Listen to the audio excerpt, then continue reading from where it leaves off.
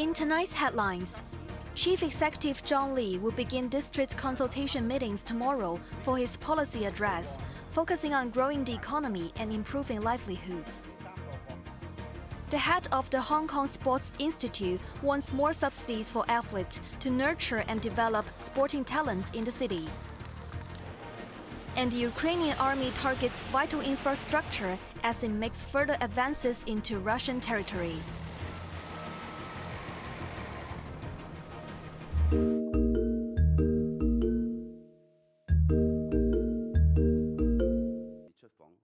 Chief Executive John Lee will attend his first district forum on Sunday to listen to views and suggestions from residents ahead of his upcoming policy address. The city's chief said in a social media post that he and his officials have so far attended over 20 online and in-person discussion sessions since the consultation on policy address started a month ago. His next move would be setting foot in the community to listen to citizens in person. Lee unveiled that a panel discussion would be held tomorrow at 10 a.m. in Tai Po to exchange views with members of the community on topics of economic development and people's livelihood.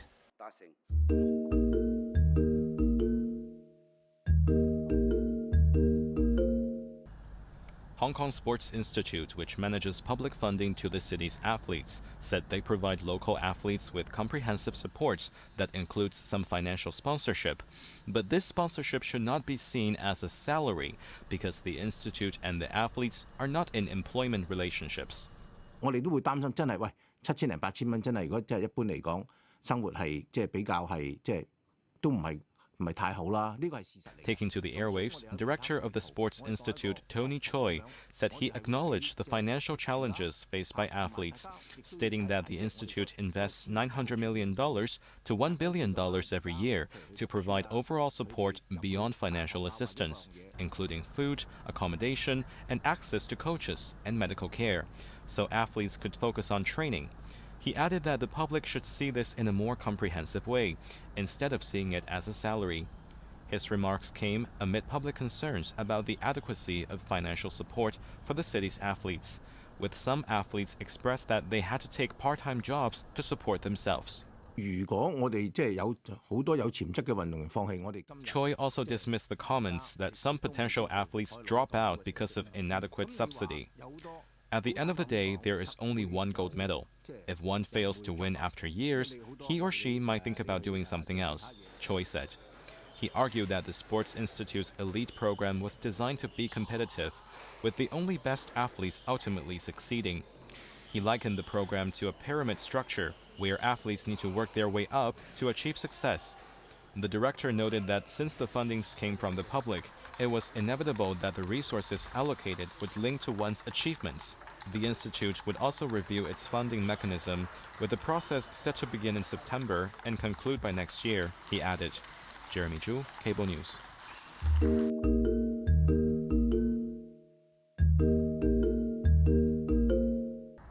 Amid a slow recovery of the business environment, lawmakers urged the SAR government to support small and medium-sized enterprises in time to deal with short-term liquidity issues. 響呢個咁關鍵嘅時刻呢，一定要俾啲氧氣呢啲中小企。 Talking to the airwaves, Executive Councillor Jeffrey Lam pointed out that under the current high interest rate environment, the city's property market had been on downtrend despite the scrapping of cooling measures in February. As a result, the banking sector had been very cautious and hence tightened mortgage loan applications or even called for early repayment of loans, citing credit risk. The SME sector had been hit hard, most as they faced difficulty in obtaining financing and liquidity. Lam prompted the authorities, such as the Hong Kong Monetary Authority, to provide oxygen to support SMEs at this critical moment and restore market confidence until it was too late. 政府嗰啲層層嘅審批程序太過繁瑣複雜。 Meanwhile, speaking in the same program, engineering sector lawmaker Lo Wai Kwok thought the approval procedures of government's construction projects needed to be simplified. Although the Legislative Council Finance Committee had approved a total of $155.8 billion worth of construction projects in the first 7 months of the year, some contractors still reported a low volume of work. Low blamed this on the cumbersome and complicated approval procedures at all levels of the government, resulting in not only high costs but also long construction time. Separately, on the issue of the construction industry delaying payment of wages at different levels, the lawmaker called for a swift implementation of the Construction Industry Security of Payment Bill to safeguard subcontractors and elevate their pressure in paying upfront for projects. Evelyn Bai, Cable News.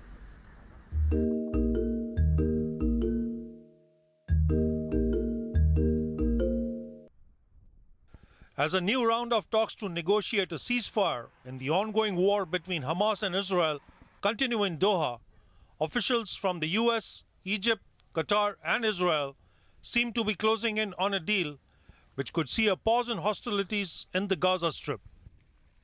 Despite Hamas officials declining to attend the negotiations in the Qatari capital, US President Joe Biden said a deal is possible. As of an hour ago, it's still in play. I'm optimistic, not far from over. Just a couple more issues, I think we got a shot. However, the reality was in stark contrast to what Biden said. Israeli airstrikes pummeled the city of Khan Yunis in the southern Gaza Strip, where more than 1 million Palestinians are seeking refuge. The Israeli military dropped leaflets asking civilians to evacuate some areas of the city from where Hamas fighters had fired rockets into Israel earlier. There was chaos as panicked residents packed whatever belongings they had, getting ready to leave. We are living in a nightmare, said this woman. What is happening is beyond our capacity and we are unable to bear it anymore, she added. At least 15 people were killed in an Israeli airstrike on the city of Deir el-Balah in central Gaza yesterday. After 10 months of war and more than 40,000 casualties in the Gaza Strip, there is mounting pressure for a breakthrough to achieve peace and stop the fighting. Neither Hamas nor the Israeli government have been quite so upbeat in their responses. And despite the positive developments in the negotiations in Doha, there is still a long way to go before a ceasefire is agreed. Sachin Kadwi, Cable News.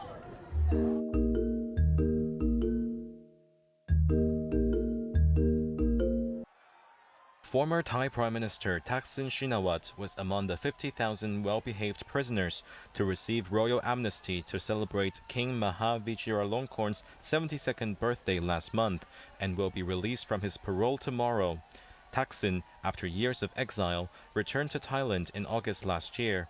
He was sentenced to 8 years in prison for abuse of power, but was later transferred to a police hospital on the night of his imprisonment due to chest pains. Previously, the king granted him a royal pardon, reducing his sentence to 1 year. He was released on parole in February and was scheduled to complete his sentence by the end of August.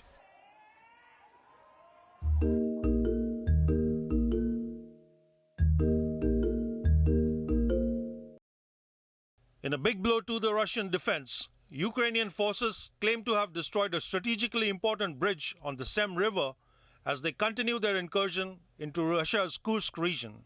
A vital link for delivery of equipment and troops to the front lines, the destruction of the bridge is a logistical setback for Moscow, which has cut off access to some areas near the town of Glushkovo, near Russia's border with Ukraine. Residents of the district of Glushkovo were evacuated by local volunteers and taken to relief shelters. There were long queues outside the Russian Red Cross Center in the district. There was heavy shelling and we could not take anything with us, said this woman. Volunteers were seen providing all possible help to those who had to flee the fighting. President Volodymyr Zelensky said Ukrainian troops are strengthening their positions in Kursk and asked them to inflict maximum damage on Russian supply routes. There were no Russian troops to be seen in the town of Tsudza, which is roughly 100 kilometers southwest of the city of Kursk. Now under the control of Ukraine, many residents of the town have taken shelter in the basements of their homes. Many of them have stockpiled food and are waiting for help to arrive. Now in its second week, Ukraine's surprise cross-border operation has resulted in more than 120,000 people fleeing to safety. It is the deepest incursion into Russia since Moscow invaded Ukraine more than 2 years ago. Sachin Katwi, Cable News.